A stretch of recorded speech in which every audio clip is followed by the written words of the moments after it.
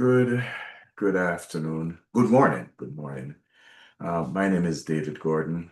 My wife Beverly Gordon. We're friends of Wally's and Wally. And first of all, let me say and share my deepest or our deepest condolences to Marcia, his wife, and his children, son and daughter, to his sisters, and you know, hello and good morning to all of you who are here, Pastor and friends and relatives. And as we share our deepest condolences, I'd also like to add my condolences for my friend Olinto, who, like myself, we were planning to be there, but unfortunately, we're not able to make it this morning in person. But I still hope that I'll be able to share just some thoughts about and remembrance about Wally. Uh, Wally, we met in about 1972 when I was still in high school. Met Wally through Peter Davids, who lived close by. There was a time when after school we would be at Peter's house, the Morse's house, in the afternoons, just hanging out. And at that time, we met Wally, who lived just a few doors away from Peter's home. We had such good and lasting experiences. As a matter of fact, there were a number of friends, myself, Peter Davids, Olinto Gross, Vincent Shaw, and Wally, who became very close friends during that time. We did so much together. On Saturdays in particular, of course, we would go to our separate churches in the morning. In the afternoon, we'll meet up at one central spot for AY, or at that time we used to call it MV. And then after MV, we would go hang out on a Saturday night doing something that was fun. Sometimes it's social, sometimes it's other stuff, but Saturday nights were our MV and Saturday nights were our big thing. We just had so much fun on Saturdays. Um, we we had such a close friendship, and that friendship lasted until we now started to work and we got even closer as friends. And when we started to make money, we spent a lot of money on clothes.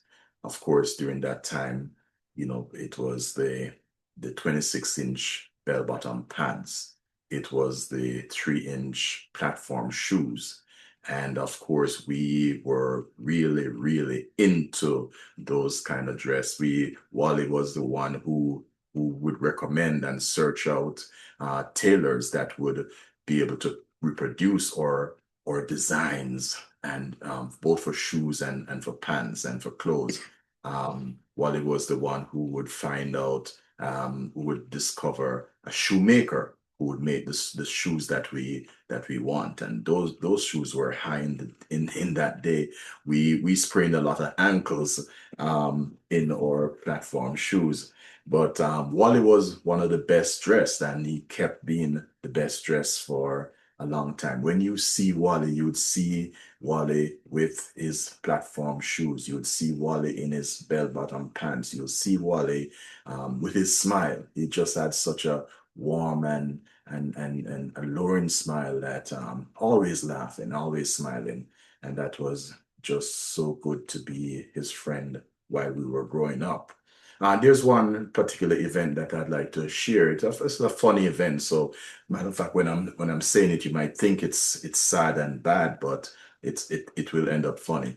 One evening, me and Wally, we hung out during the evening time after work sometimes, and so this particular evening he came by my house, and we chatted and laughed as usual, and then it was getting dark. So Wally said, I'm going home. So, Wally started to head down the road, and I could hear his platform shoes, making his long strides making that sound as he went down the road. And it was first of all loud, and then it got faint and faint and faint, and until I could hardly hear Wally's footsteps anymore. And then all of a sudden I heard, some gunshots, and it sounded close by. And then I'm listening intently to find out what that was about. Was that really a gunshot, or where was it, and that kind of stuff. And then the faint footsteps that I heard before of Wally leaving, I heard the footsteps again. And they weren't faint anymore. They got louder and louder, and they were faster and faster. And then a short while after, that was Wally back at the gate, coming in. The easy. Wally said, been afraid, but man, I eat that. And Wally slept by the house that evening, and went to and left early in the morning to go home and then get to work. So, but Wally was in truth and in fact no coward, but he wasn't an idiot either. But just so many memories with Wally over the years. And when you saw Wally with of course, his being well dressed, and also with his guitar. And Wally loved to sing and loved to play his guitar. As a matter of fact, Wally and his guitar was how I met my wife, Beverly. Yes, Wally used to come to Andrew's cafeteria, eat some of his meals, lunchtime, sometimes supper time. And my friend and I, we used to sing duets together, and we got to talking to Wally, told him about the fact that we wanted to start a group. And in talking about that, we asked him, would he play the guitar for us? Because we always saw him with his guitar. And he said, um, yeah, but I have a friend who played better than me. Can I bring it? And I said, yes, bring him, bring him. And so that Thursday evening, Wally brought David to the rehearsal, and that's how I met my husband.